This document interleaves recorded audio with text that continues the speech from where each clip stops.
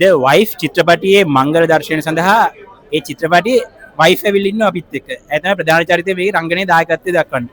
ඒ නමින් උදාරේ. පායා එන්නේ හිරුසේගෙන් රංගපාලා දැන් මේ වෙනකොට ද වයිෆ් චිත්‍රපටියේ රංගනය දක්වා ඇවිල්ලා තිනවා.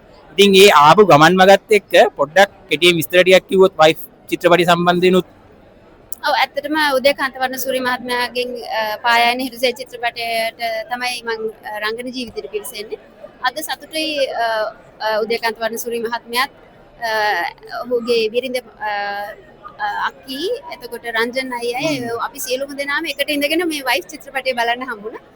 ඉතින් ඒක මහඟු අවස්ථාවක් සහ මට ඔවුන්ගේ අවංක හදවතින් වෙන කමෙන්ට් එක හම්බුණා. ඉතින් සතුටුයි.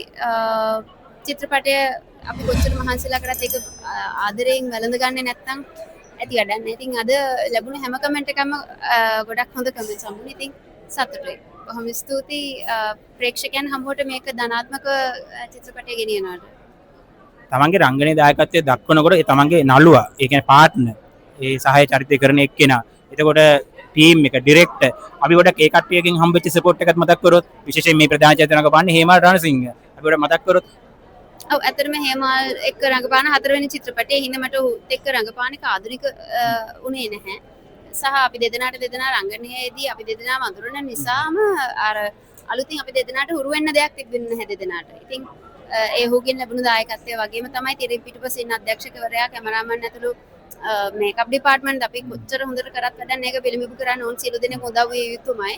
ඉතින් යම් සාර්ථකත්වයක් මේ නිර්මාණය තුළ තාත්වික බවක් ඔබ මේ නිර්මාණය තුළ දකින්නවාද?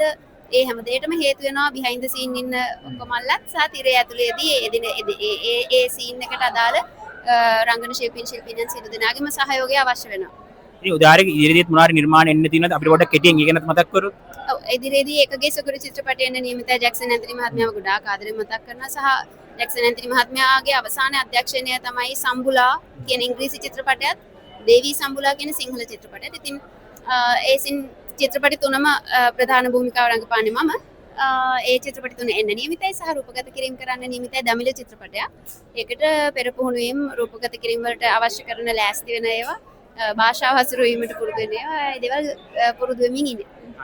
ඉතින් අපිට මේ අවස්ථාව ලබා දුන්නාට බොහොම ස්තුතියි උදාරි. ඉතින් උදාරිගේ වයිෆ් චිත්‍රපටයේ සාර්ථක වෙනවත් එක්කම ඉදිරියට කරන්න තියෙන සියලු වැඩ කටයුතු සාර්ථක වෙන්න කියලා රුක්ෂාන් බ්ලොග්ස් YouTube channel එකෙන් සුබ පතනවා. ඉතින් අපිට මේ අවස්ථාව ලබා දුන්නාට බොහොම ස්තුතියි. Thank you මල්ලි. Thank you.